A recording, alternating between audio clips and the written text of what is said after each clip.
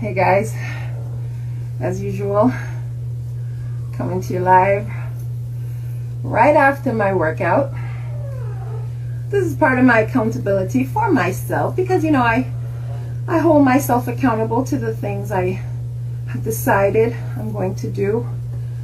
And I post this also for those who want to see if I am keeping to my word, if I am somebody who does what they say and say what they say they're going to do.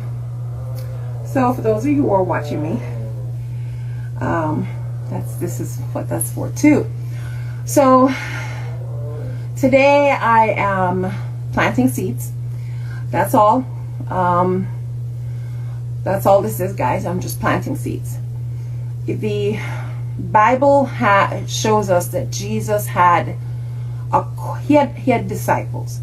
Now he had a very, very large group of disciples. These were in essence people who followed him. Call them fans, if you will, or even the secretive people who were kind of watching him from the side.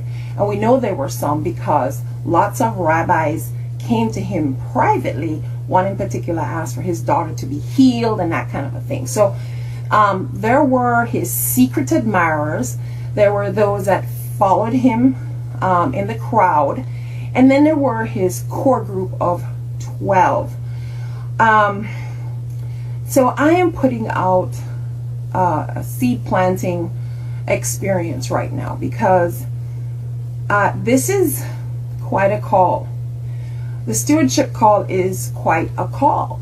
It is, you know, Jesus told us to go out and spread the gospel, which is good news. And the gospel is a specific good news, okay? It's a very specific good news.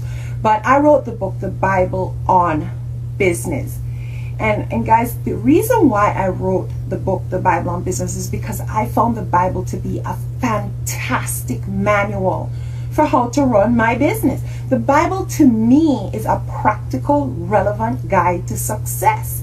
And so while there are fantastic business manuals and journals and how-to books out there, for me, none exceed the wisdom of the Bible. So I look to the Bible for templates. And, you know, there's none better than Jesus himself when it comes to leadership and management and public relations and the whole 9 yards. And so he put out a call for disciples. Now I already did a post on a video on when he actually called the 12, but that's a story for another day. I'm not getting into that specifics, but right now I'm just throwing out seeds because I too am calling for leadership. It's a general call. I'm not, you know, pinpointing anyone. If you find the stirrings in your heart, if you feel this resonating with you, if you feel, you know, this is something to at least think about. That's all a seed is, okay? Because if you think about it, when you plant seeds, there's no guarantee that they will all come to fruition. In fact, there's another Bible story on that, right? The parable of the sower, and of the 4 grounds that the seeds were thrown on. Only one ground, the fertile ground, actually delivered a harvest. One delivered zippity-doo-dah day. 2 showed promise but didn't come to anything. So this is just a seed throwing experience right now. Not a specific call, just a general throwing of seeds. And if you find that it resonates with you, then please connect with me, okay? So this call to stewardship of the body is really something that we all should be attending to personally. But leadership is necessary because even when I was a certified fitness instructor, guess what, guys? You get you know, brain numb at some point. When I had to create choreography for class after class after class so that I remained relevant and current, I had to look for leadership. I had to look for others who had come up with other things and I could borrow from them or tap into what they've done, into their brilliance, so that I could get something to bring back to my audience, right? And that is, so in other words, right, really, while we have our own personal call to stewardship of our body, there needs to be a leadership call for those people to spearhead an audience, okay? To drive leadership to an audience, because there are lots of people out there with a burning desire and no guidance or no structure or no know-how or no resources. So I have my main call, which I hope will be picked up, is by Christian leaders. I mean, how many hospital visits do you need to make?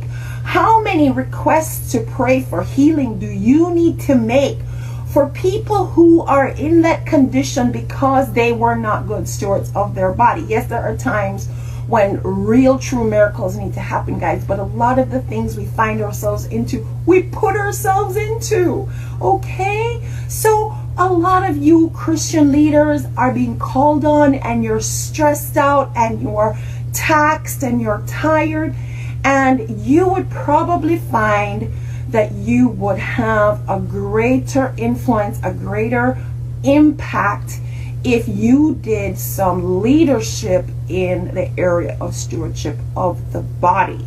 So maybe you have just your own family. So beyond yourself, does this spill over into your family? Guys, this is so important. I mean, I'm still struggling with this because I've got young kids and they don't always want to eat healthily. They still want the sugar and all that, but I do what is in my power to encourage, influence, but at the same time I'm starving, so sometimes I do cave in, but I try to limit their sugar, or I sneak in the vegetables. So I know they'll have like pasta sauce, so I try to get the most healthy pasta sauce and stuff like that, and you know, different things like that, guys. So maybe your call is just to simply lead your family, but maybe you have a wider call. Maybe you have an office and staff, and you know how there are some top companies that build in health and wellness programs, whether they put a gym on site or they bring in experts to, on a voluntary basis, people can sign up, or they bring in corporate movement encouragement programs and reward people for getting their butts in gear. Maybe you're at a corporate level, or maybe you're at a bigger level. Maybe you have an online platform, or maybe you are a church leader or something. So, I'm just throwing the seeds out there. Maybe you're just the person who just, says, hey, I like this, I can do this. And people are already asking me, hey, what are you doing? Hey, I see you're doing this consistently. What are you up to? And every time you answer that question, you are literally just stepped into a role of influence and impact. And why not outfit yourself with the resources to truly help a family, help a person, help an audience? So this is just a general leadership call. I'm throwing seeds out there. If this resonates with you, please connect with me and I will give you more specific details. I heard that call, okay? I can tell you, I honestly, till this day, and I'm 50 plus years old, will not honestly say I love to exercise. I'm not there yet. I'm still doing this out of duty, because it's the right thing to do, because it needs to be done. And I know there are others of you who feel the same way. So I'm showing up for me, I'm showing up for my family, and I'm showing up for you. So if you're like me, maybe you're in the same place I am. This is just my app, Cruncher, which I'm not using right now because I'm using my 22-minute hardcore program. But anyway, just reach out to me, guys, and I'll be absolutely happy to assist you with what's your next step. So Trudy Behrman here, coming to you today from inhisimagefitness.com. I am super simple to find, and I do look forward to connecting with you.